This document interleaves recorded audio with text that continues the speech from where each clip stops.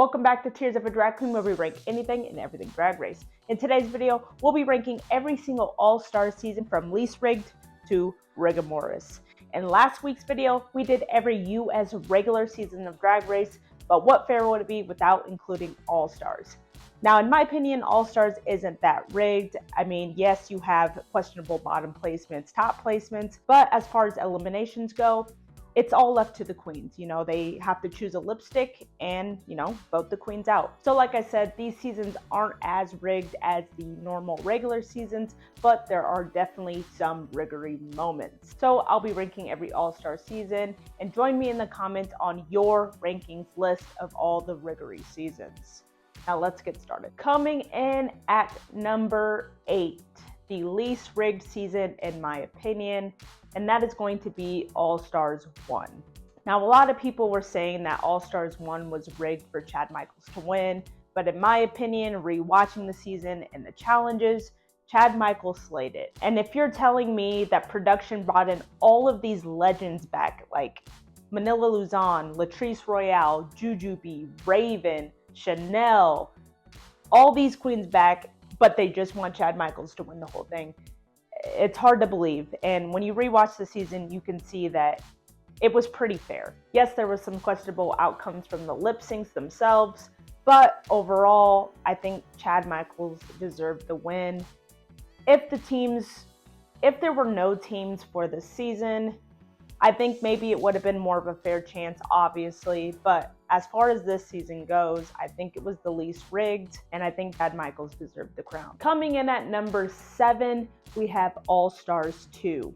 For me, All-Stars 2 is one of the least rigged seasons of All-Stars, for the fact being that this is the first time we're introduced to the queens eliminate themselves kind of concept with the lipsticks. So production was leaving the eliminations to the queens. Now, when it comes to the challenges and the tops and bottoms, I believe that they were all fairly placed. I agreed with most of the placements. There were a couple questionable placements, like Tatiana getting bottom placement after she just got brought back into the competition after the lip sync smackdown. She got placed in the bottom for her tea commercial, but in my opinion, the tea commercial was great.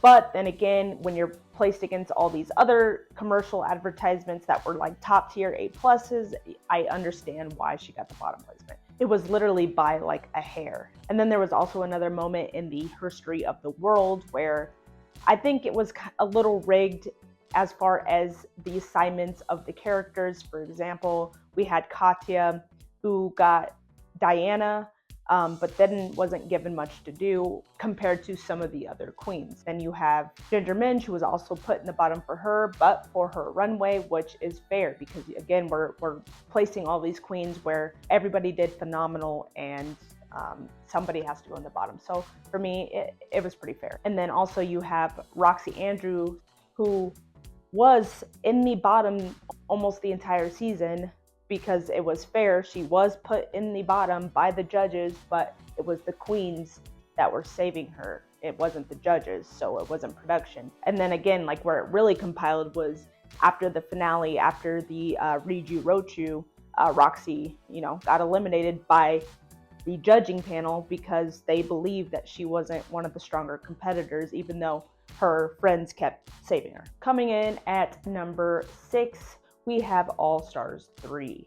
Now, All-Stars 3 is kind of all over the place, although it is one of the better All-Star seasons, in my opinion. Yes, we had some crazy eliminations and we had some crazy last-minute twists that completely faulted the season. But if we're talking about the first half of the season, man, we got a treat. Now, this season was pretty cool because we didn't really have production pushing any certain queens. We just had powerhouse queens come into the season.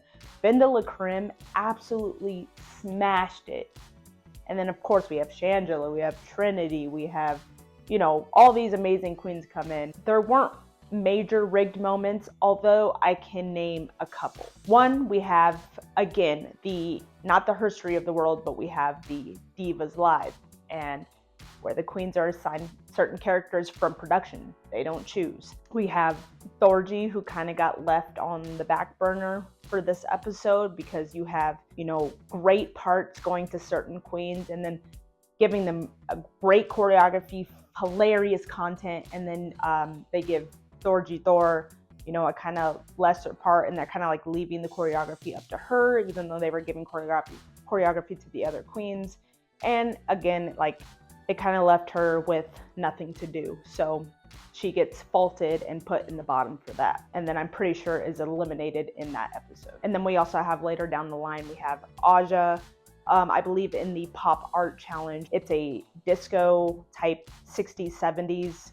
I don't remember the exact challenge, but regardless, Aja apparently did not meet the challenge requirements for that runway, and which really took me by surprise because her runway was one of my favorites of that night.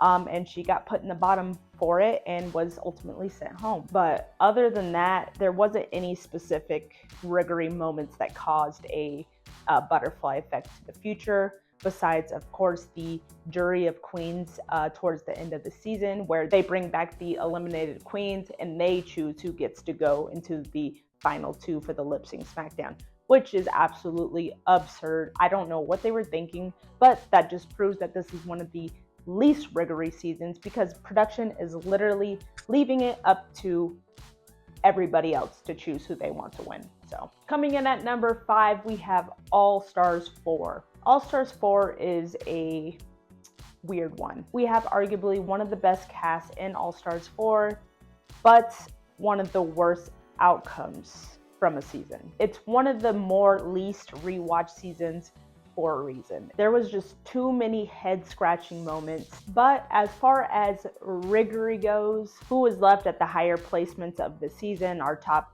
5, top 6, I think they all would have made it there regardless of what production had skewed. We have episode 1, the talent show. It's crazy. A lot of people were saying that Gia Gunn should have won the talent show like over Trinity. But when I first watched this like live, I don't mean to sound mean or anything, but the vocals that Gia Gunn came with this song, it was something. Although yes, the performance itself was beautiful. Gia Gunn looked beautiful. I appreciated the art and the heritage that came with this performance. It was beautiful. But the vocals, girl, the vocals were just ear-piercing. We have the Lollapalooza, where the eliminated queens come back and lip sync against the current queens. This seemed like it played out too perfectly. We had the exact matchups that I'm sure we all wanted to see. But I don't know how rigged it was, because literally the queens chose who they wanted to pick. But when it came down to that last lip sync with Latrice Royale and Monique Hart, it literally came too perfect. We had the entire storyline built from the last 2 episodes of the feud of Mo Hart and Latrice Royale, and Latrice being pissed that Mo sent her home over her friend. So we get this big conclusion, this big epic war with this lip sync. I can't say that it was rigged, because the queens chose who they wanted to lip sync against. It was so obvious that Latrice was going to kick Mo Hart, whether she won the lip sync or not. I think production, as far as the conclusion of this big storyline, Latrice was going to knock her out, just like what we got in All Stars 2 with Alyssa knocking Fifi out. But of course, we get the double Shantae You Stay, which it would have been a rage if Mo Hart got sent home. So production chose that. Yes, I believe that was rigged, but in a positive way for one. And then we have Manila Luzon falling bottom in that Best Judy race and then getting sent home. Again, like, her runway and her partner's runway were not up to par compared to most of the other queens. So yes, she deserved the bottom placement. But unfortunately, because the queens are sending their opponents home, Manila got chopped. And then, of course, we have the biggest, I don't know if you want to say rigged, I don't know if you want to say controversy, but the finale, and we get 2 crowned winners. Again, you can make an argument for, did Monet deserve it? Did Trinity deserve it?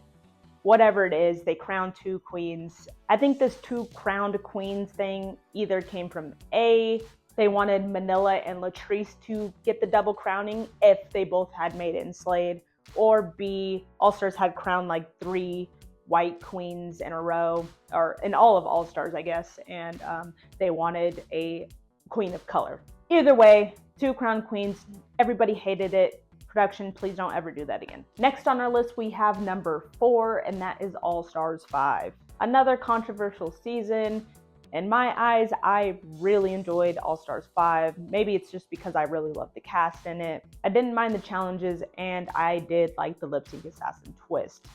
Did the assassin? Maybe not, but it improved the next season to where the twist actually did work. Now, All Stars 5 was definitely rigged in a way where they didn't want certain queens falling in the bottom, and they didn't want certain queens taking a top placement from their front runners. It kind of sucked because we had Mariah Balenciaga come in and was already put as a filler queen, which was really unfortunate. For example, like we had the very first episode, the talent show, she had such a unique and amazing performance, but was left on the back burners, let safe. I mean, even Ricky Martin had to say something like, girl, you rocked it. Another big issue for this season was when it came to bottoms and who they're putting in the bottom to get eliminated. They were doing bottom 3s, bottom 2s, and switching it back and forth, which didn't make sense. But if you look back at the episode, it looks like they're doing it to kind of push a queen out. It was obvious it was rigged. I don't think it was rigged for Shea Coulee to win. I think she just came in and slayed as usual. Coming in at number 3, we have All Stars 7. Now, there are a couple key factors in this season that make it rigged. It wasn't necessarily rigged as far as production pushing queens out. Obvious. There were no eliminations when it came to bottom placements. But were there multiple times where a queen deserved a top placement, a star, where they did it and another queen did? Yes, multiple instances where that occurred. There was also no bad edits. That means no queen got a negative edit in the season, which is a great thing. All Star 7 is my favorite season, probably in Drag Race history, especially for the fact that no queen got bad edits. Does that mean it was rigged? Yes, because in a way, production is rigging the manipulation of the audience by giving no queen a bad edit or a, poor judging. We also had the end of the season where the big finale, we had the 2 different groups of lip sync smackdowns. We had our She Done Already Done Has Hers lip sync smackdown, and then we had obviously the lip sync to the crown smackdown. The She Done Already Done Has Hers lip syncs, you can argue that Evie won that last lip sync over Raja, and then we had the lip sync to the crown. The biggest gag, you have Jinx Monsoon, who slayed the entire season, no issues besides like the sewing challenge. You had Monet Exchange. You have these 2 queens lip syncing for the crown. Obviously, Jinx should win the entire season. That's, she had the most wins. But the lip sync came, and nobody's gonna beat Monet Exchange in a lip sync. I'm sorry. There's probably a handful of queens that can beat Monet Exchange. Jinx wasn't close. They edited Jinx to look better than she actually did. She didn't even rap the verse part in the song. So yes, that was rigged. And then the crowning going to Jinx for winning the lip sync. Yes, she won the season. No, she did not win the lip sync. So that's where this whole riggery part comes into play. So did Monet Exchange lose out on the crown for a rigged lip sync? Yes. But did Jinx Monsoon deserve the crown? Yes. Coming in at number 2, we have our most recent season of Drag Race. We have All Stars 8. I had to include All Stars 8 on this list because it is so rigged and we haven't even finished the season yet. Every single episode so far has been questionable. The top placements, the bottom placements, who they saved, the critiques, everything is just odd. There are about 4 queens they are trying to push to make it to the final 4, and it is so blatantly obvious that it makes it unenjoyable to watch. And I guarantee you, when I do a review when this season ends, it's probably gonna fall in one of the lesser tiered seasons of Drag Race. We had Kasha Davis getting snubbed multiple times because they don't see her as a final girl. They pushed her out. Then we have Alexis Michelle, and probably the most recent episode where she deserved a top placement, a win, gets snubbed. I feel like Kahana Montrese is also getting pushed to the background. They're trying to push her out as we speak. They literally put her in the bottom for the Rupaul. The critiques I definitely don't agree with. When I was literally just watching this and enjoying it, I thought Kahana was going to be in the top. And then, of course, I'm thinking in the back of my mind, well, out of all these queens, who do they want to go home? And I'm like, well, Kahana is probably the closest to that. And sure enough, she goes home. And because of the season being so rigged, we already have Heidi in closet leaving the entire competition because she feels she deserves the recognition and top placements, which we all absolutely agree with. This season is already so frustrating. It's literally hard to watch, but because I love Drag Race, I will continue watching it. But damn, I hope things start becoming fair. Coming in at number 1, the most rigged season to date, we have All Stars 6.